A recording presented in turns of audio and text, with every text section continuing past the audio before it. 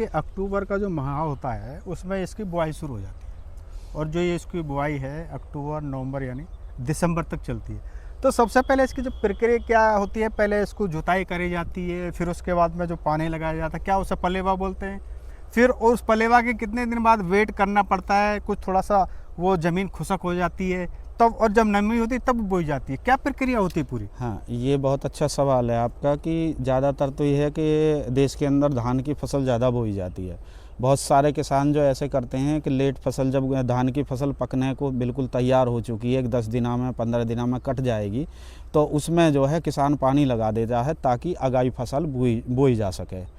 एक प्रक्रिया तो ये है, धान की फसल कट गई, गैला में उसमें जुताई करके और उसको जो है बो दिया जाता है। एक प्रक्रिया ये होती है कि भाई धान की फसल कट गई, उसके बाद में जुताई करके और फिर उसमें पानी लगा दिया जाता है, और पानी लगाने के बाद में लगभग 15 दिन के बाद में या 20 दिनों के बाद में वो जो है फिर जुताई के काबिल बन जाती है मिट्टी, यानी खुशक हो जाती है। खुशक हो जाती है ताकि मिट्टी बिखर जावे, वो चिपके नहीं, उसी हिसाब से उसमें जुताई हो जाती है। और जब जुताई उसमें अच्छी तरीक़ा से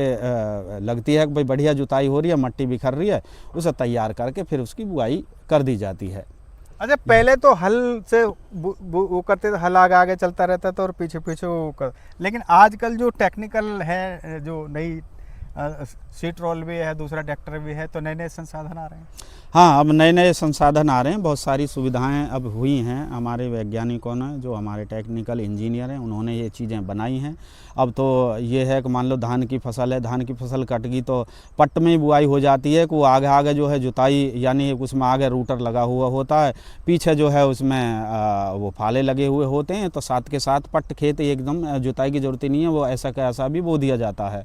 और टिलर के माध्यम से भी होता है, हैरों के माध्यम से भी बुआई, बहुत सारे छिटक करके बुआई करते हैं, लेकिन ज़्यादातर आज की डेट में सीट रोल से किसान जो है बुआई करते हैं। उसका जो मुख्य बिंदु ये है कि एक तो 60% बीज जो है ज़मीन में चला जाता है, छिटक के बोते हैं तो उसमें 4-5% जो बीज ऊपर रह जाता है, जिससे चिड़िया भी चुग जाती हैं और वो सूखे में रह जाता है, तो वो उपजाऊ नहीं हो पाता। इसके कारण जो है आजकल ज़्यादा परसेंटेज में, यानी 85-86% के करीब जो है सीट रोल से ही बुआई होती है, चाहे हम रूटावेटर की बात करें और चाहे हम सीट रोल की बात करें। अन्य बहुत सारी चीज़ें ऐसी चल रही हैं जिसमें कहीं ना कहीं जो है किसान अपनी सुविधा के अनुसार जो है इन यंत्रों का, कृषि यंत्रों का इस्तेमाल करता है। अच्छा, बुआई करने के बाद में कितना समय लगता है जन्म होने में, यानी जो इसका पौधा निकलता है, जो सुई निकलती है, उसको कितना समय लग जाता है, और उसके बाद में जब वो थोड़ा सा बड़ा हो जाता है तो जो पहला पानी है वो कितने दिन बाद लगता है? हाँ, बहुत अच्छा आपका सवाल है। लगभग 1 हफ्ते के अंदर में जब हमने बुआई कर दी तो 1 हफ्ते के बाद में वो सली जो है बाहर निकलनी दिखाई देने लगती है, हल्की हल्की, और तकरीबन जो है वो 10-12 दिनों के बाद में पूरी तरीक़ा से बाहर आ जाती है। वैसे तो टेक्निकल बिंदु के अनुसार जो हमारे वैज्ञानिक कहते हैं, वो कहते हैं कि भाई 25 दिन के बाद में पानी लग जाना चाहिए,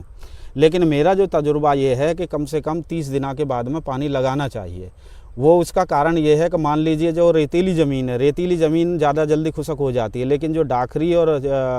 चिकनी मिट्टी होती है वो जो है उसमें नमी ज़्यादातर बरकरार रहती है, और बरकरार होने के अनुसार जब पानी दिया जाता है तो गेहूं जो है कहीं ना कहीं उसमें पीले पड़ जाते हैं, यानी उनकी फुटेर रुक जाती है, बढ़वार रुक जाती है। तो मेरा तजुर्बा तो ये है, और मैं करता भी हूँ, 30 दिनों के बाद में अपने पानी को मैं शुरू करता हूँ, लेकिन बहुत सारे किसान जो है 20 दिन के बाद में, 25 दिन के बाद में अपने पानी की जो है